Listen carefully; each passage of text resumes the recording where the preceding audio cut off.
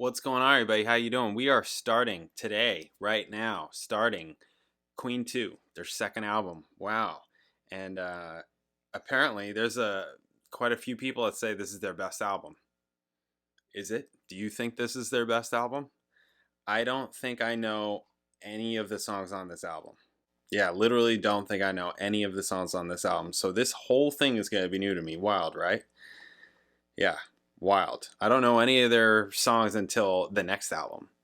Which, what was that? Sheer Heart Attack? Yeah, Sheer Heart Attack, which had Killer Queen on it. That song I know. And there may be others, I don't know, when we get there. But for now, we're doing this. If you're new here, please subscribe. Check out my videos, all kinds of videos, reaction videos, bass videos, music videos. Check it out if you like the channel, all kinds of ways to support the channel.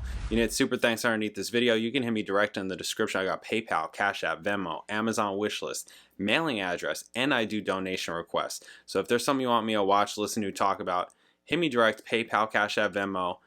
In the notes section, leave a link, leave a description. Let me know what you want the video to be on, and I'll make the video. You can also email me at jpanreadsemail@gmail.com. Thank you guys. Okay, and also this is the first video of the album, which means I run through a whole bunch of information. So in the description, right at the top, I have a link to just jump to the song. Wow. Incredible. There it is. So you can skip if you want, but I do this for me. Some people watch, some people don't, whatever. So let's get to this. Queen 2, second album. Came out in March 1974. Recorded at Trident and Langham One Studios, London. Co-producers Roy Thomas Baker and Robin Jeffrey Cable. It is significant for being the first album to contain elements of the band's signature sound of multi-layered overdubs, vocal harmonies, and varied music styles. Described as arguably the heaviest Queen album. Really? Wow. Okay. Queen 2 marked the end of the first phase of the band's career. The band combines a heavy rock sound with art rock and progressive rock elements and has been called a pillar of grandiose assaultive hard rock by the Rock and Roll Hall of Fame. Queen 2 is not a concept album, but a collection of songs with a loose theme running throughout. The two sides of the original LP were labeled Side White and Side Black instead of the conventional sides 1 and 2, with corresponding photos of the band dressed in black on the front cover and white on the inner gatefold. White side has songs with a more emotional theme, and the black side is almost entirely about fantasy, often with quite dark themes. Mick Rock's cover photograph was frequently reused by the band throughout its career, including the music videos for the songs Bohemian Rhapsody and One Vision. Released to an initially mixed critical reception, Queen 2 remains one of the band's lesser-known albums. Oh. Nonetheless, has retained a cult following since its release and garnered praise from critics, fans, and fellow musicians alike. Okay. Queen performed their first gig on June 27th, 1970, but did not finish their self-titled debut Queen until November 1972. In the interim, the band had developed other more complex material, but elected to wait to record it until they had more freedom and experience in the studio. Father, Son, Ogre Battle, and Procession had all been premiered as early as 1972.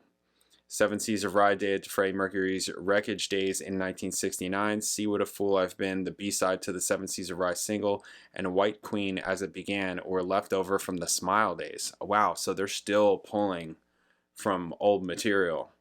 Stone Cold Crazy, also from Mercury's Wreckage period, had been in the set list for years, but it was held back and reworked for the third album, Sheer Heart Attack. Wow. Portions of the Prophet song were also rehearsed during the Queen 2 sessions. Wow. I heard that one somewhat recently, maybe a month and a half ago, and that one blew me away. I was like, wow, this is freaking fantastic. 10 out of 10. This is fantastic. But the song was not completed until the fourth album, A Night at the Opera. Queen insists that Trident Studios allow them to record at regular hours instead of studio downtime as they had done the first album. The band approached David Bowie to produce, but he declined because he was then recording pinups and working on songs for Diamond Dogs. Robin Jeffrey Cable, with whom Mercury had worked during the I Can Hear Music session, was asked to produce Nevermore and Funny How Love Is and collaborate with Roy Thomas Baker on the ambitious March of the Black Queen. After the commercial failure of the single Keep Yourself Alive from the first album, Queen decided it needed a single that did not take too long to happen. example, without a lengthy guitar intro. Seven Seas of Rye, recorded with the specific intention of being the album's leading single, began in a way designed to grab attention. Rehearsals for the Queen 2 sessions commenced in July. Due to management problems, the first album was finally released as the band prepared to record Queen 2. During these rehearsals, the band were interviewed by Melody Maker and told the magazine that their new album would have a theme of good versus evil. The band also ended its collaboration with John Anthony, who had co-produced the first album, due to clashes between Mercury and Anthony. August 3rd, the band performed a gig in Newcastle, then returned to London for a pre-recording rehearsal on August 4th. Sessions began on August 5th with takes 1 through 12 of the finished version of Seven Seas of Rye. August 6th, they started recording Father and Son, working on takes 1 to 4. They continued to work on the album until August 8th, when they made promotional videos for Keep Yourself Alive and Liar from the debut album. This just goes through like day by day what they were working on. During this period, John Deacon had to do his summer exams. This guy's still in college. How old? That's a good question. How old were these guys? Didn't even bother checking. Still not bother checking. Somebody will tell me.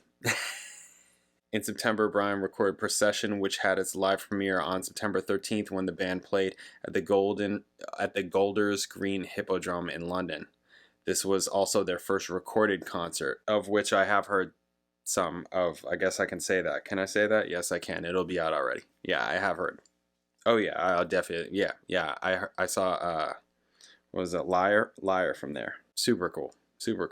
Okay, so this just goes through almost daily the whole recording, like what they did on each day, radio interviews, meeting with photographer Mick Rock, a promotional tour around Europe, returning to London to work on the album, first publicity shoot with Mick Rock, which produced the album's iconic cover. That was November 3rd. They took another break from recording to tour with Mott the Hoople, rehearsals, all kinds of stuff.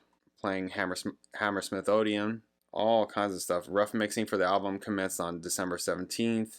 Martin Heyman of Sounds visited the band on December 22nd while they were finishing rough mixes for Loser in the End, Ogre Ball, and Ferry Feller's Masterstroke. Queen went back into the studio in early January. At this point, all the rough mixes had been finished.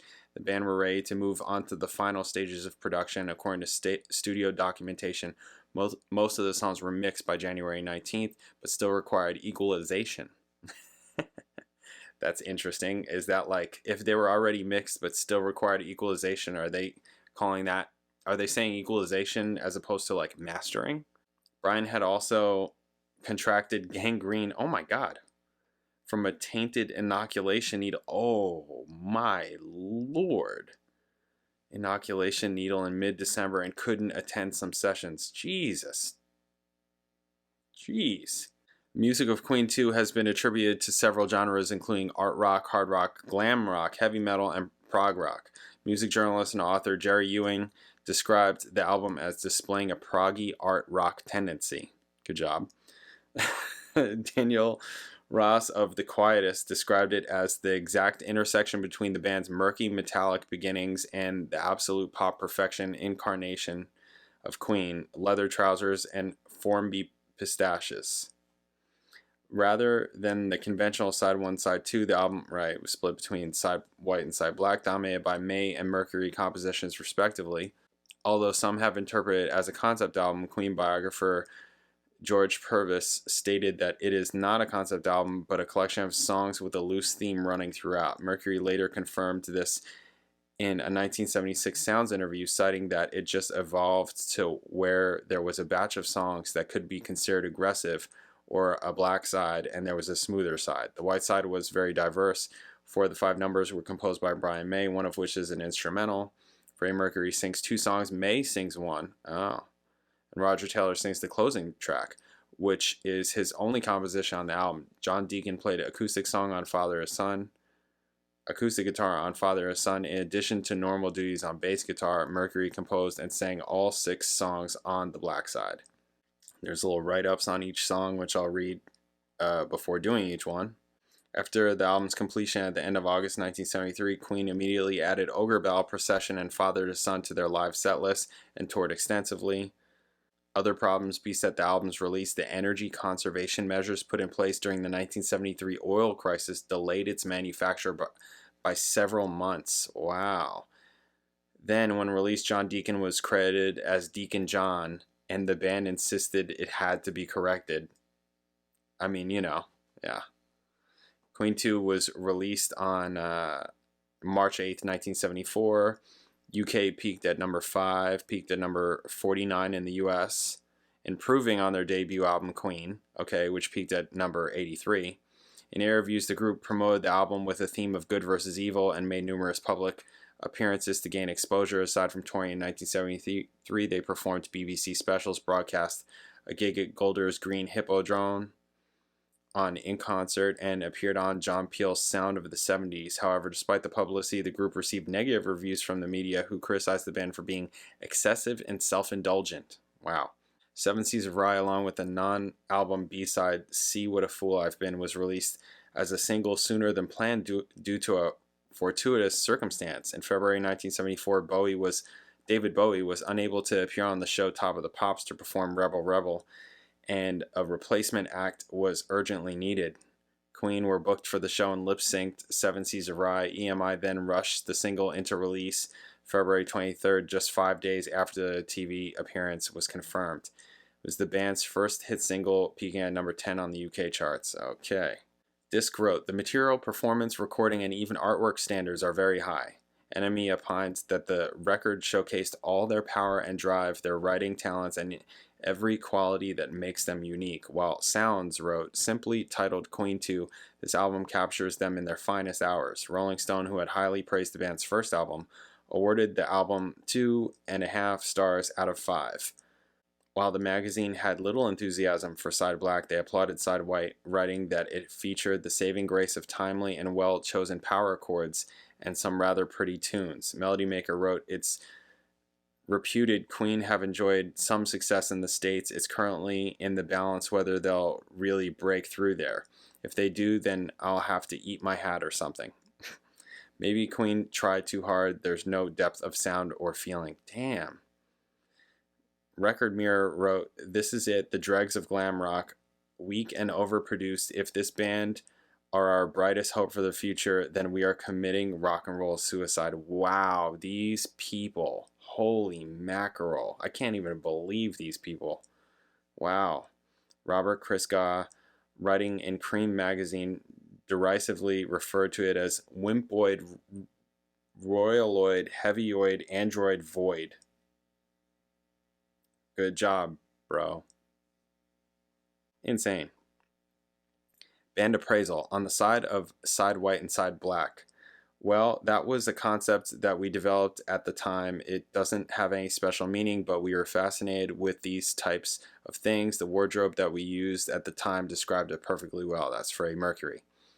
John Deacon. The most important thing to me was the Queen 2 album going into the charts, especially satisfying that since the first one didn't do so well.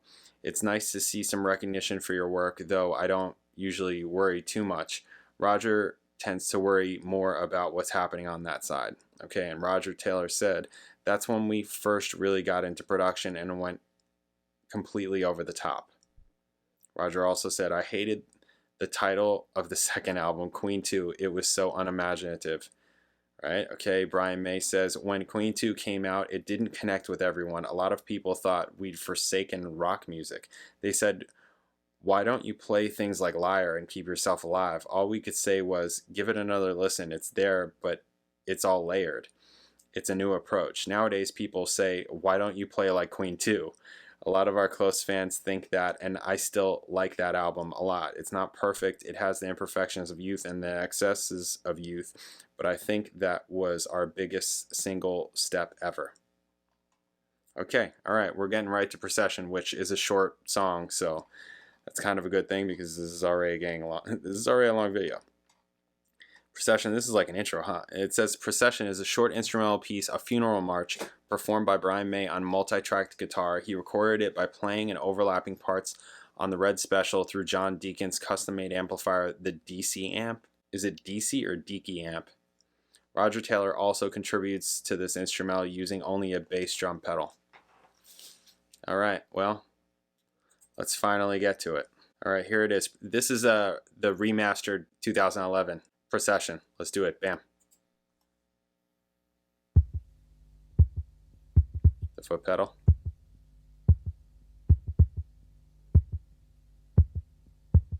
Yeah, the cover's cool.